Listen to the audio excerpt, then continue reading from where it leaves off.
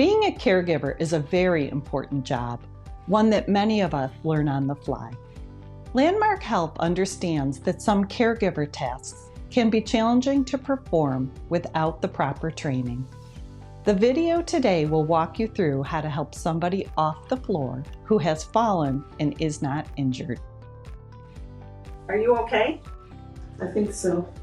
If somebody has fallen and you find them on the floor, it's important to assess them for injury before attempting to move them. So first, ask the person, do they hurt anywhere? Is there any area at all that is bothering them? If so, do not attempt to move the person, and it would be important that you call for assistance. If the person is free from injury, but unable to get up on their own, you may be able to assist them with this simple technique. One of the first things you should do is get a standard chair, one without wheels, and place it as close to them as possible.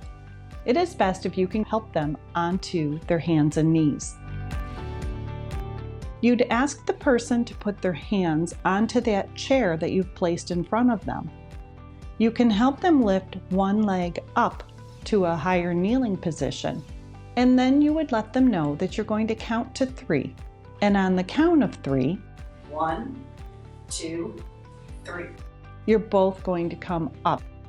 You're going to help assist the person by either holding onto their belt loops or you can hold under their arms. At that point, they'll be standing. You can help them pivot and turn and sit down into that chair for a rest. It's important to know your own strength.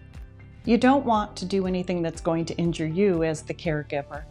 It's important that you bend at the knees and then as you're standing, come up in a straight motion.